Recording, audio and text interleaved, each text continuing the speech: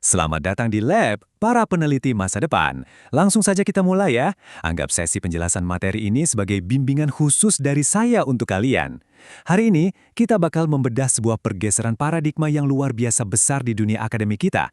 Dari riset komunikasi tradisional, melompat jauh ke riset komputasi. Siap? Mari kita mulai.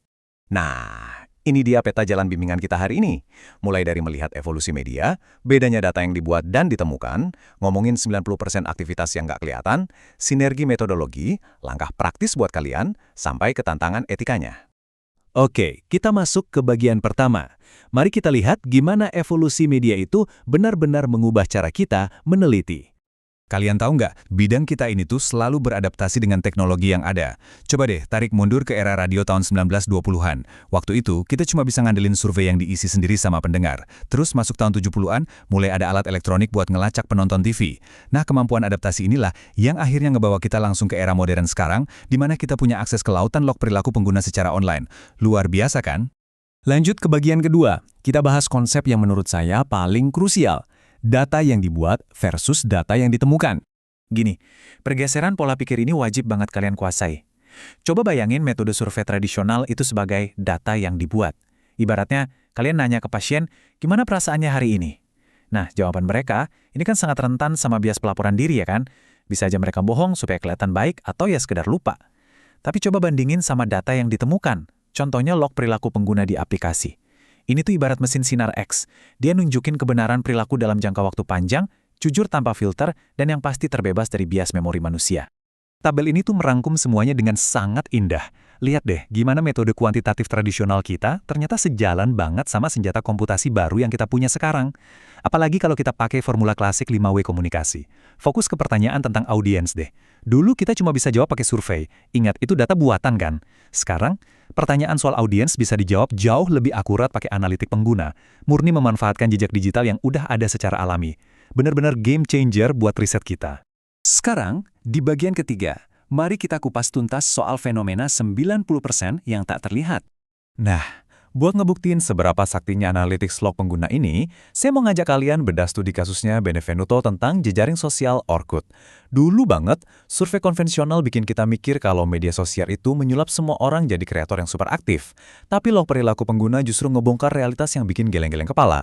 Ternyata, 90% dari total aktivitas pengguna itu bener-bener nggak kelihatan sama publik. Mayoritas orang tuh cuma scroll-scroll layar, ngepoin profil orang, atau ya cuma jadi audiens pasif. Coba perhatiin baik-baik metafora gunung es ini. Area abu-abu yang gede banget di bawah permukaan itu adalah representasi dari interaksi yang sunyi tadi. Fakta yang paling bikin kaget, bahkan pengguna yang kelihatannya paling populer sekalipun ternyata menghabiskan sebagian besar waktu mereka buat lurking atau mengamati diam-diam. Dan ini adalah perilaku yang mustahil bisa kita tangkap kalau cuma ngandelin metode tanya jawab tradisional.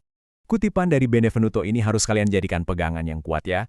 Intinya gini. Kalau kalian nanti bikin riset dan cuma ngandelin interaksi yang kelihatan aja, atau cuma percaya sama apa yang dijawab responden di survei, maka bersiaplah, hasil riset kalian pada dasarnya bakal bias banget. Kita harfiahnya cuma meneliti seujung kuku dari realitas yang sebenarnya. Masuk ke bagian 4. Kita bahas soal sinergi metodologis. Tapi tunggu dulu. Mentang-mentang ada metode komputasi baru, bukan berarti kita buang metode tradisional ke tempat sampah ya. Justru kuncinya ada di sinergi. Ini senjata rahasia kita. Dengan ngegabungin metode penambangan konten sama analitik perilaku, kita bisa ngecek nih apakah omongan orang di media sosial itu sama dengan kelakuan asli mereka. Terus pas kita gabungin eksperimen komputasi sama data backend, kita benar-benar bisa nguji efek pesan langsung ke pengguna nyata di platform. Oh iya, jangan lupa, machine learning itu tetap butuh divalidasi manual pakai analisis konten tradisional. Dan pastinya, pakai data longitudinal biar tren jangka panjang dan sebab akibatnya kelihatan jelas. Sinergi ini yang bikin riset kita jadi jauh lebih valid. Bagian 5. Langkah praktisnya. Gimana caranya mulai? Terus pertanyaannya, gimana caranya kalian, para peneliti muda ini, mulai praktik di dunia nyata?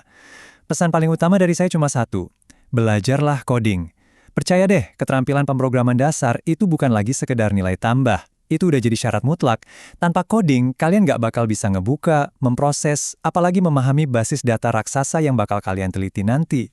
Nanti pas mulai ngumpulin data, kalian bakal sering banget dihadapkan sama dua pilihan dilematis ini. Pakai API atau wet scraping. Kalau lewat API, datanya tuh rapi, terstruktur, dan resmi dari platformnya. Tapi ya gitu, aturannya ketat banget, dibatasi. Di sisi lain, web scraping itu ibarat ngedot data mentah langsung dari layar publik, apa adanya. Kebebasannya tinggi, tapi rintangan teknisnya ampun-ampunan dan sering berubah. Belum lagi masuk ke area abu-abu soal hukum. Jadi kalian harus pinter-pinter nimbang efisiensinya. Jadi, biar gak bingung, ikutin aja peta jalan sederhana ini. Pertama, kuasai dasar codingnya. Kedua, pilih metode ngumpulin data yang paling optimal, entah itu API atau scraping. Ketiga, jangan lupa integrasikan data log itu buat ngelihat tren pola perilaku seiring berjalannya waktu. Dan yang terakhir dan paling penting, pakai model statistik regresi longitudinal. Kenapa? Biar kalian benar-benar bisa mastiin arah sebab akibatnya, bukan cuma sekedar nebak-nebak korelasi aja.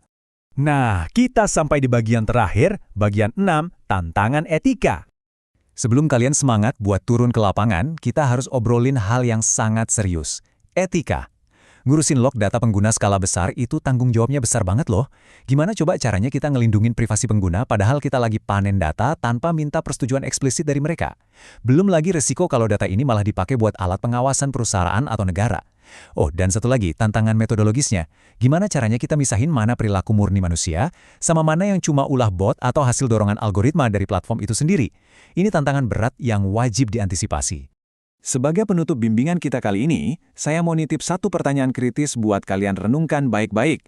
Saat kita menganalisis data massal ini, di manakah kita harus menarik garis batas yang tegas antara observasi ilmiah yang etis dengan pengawasan invasif yang melanggar privasi? Renungkan itu, karena masa depan dari etika riset komunikasi komutasi kita sepenuhnya ada di pundak kalian. Teruslah kritis, pergunakan analitik ini dengan bijak, dan jadilah peneliti yang membawa pencerahan. Sampai jumpa di lab ya!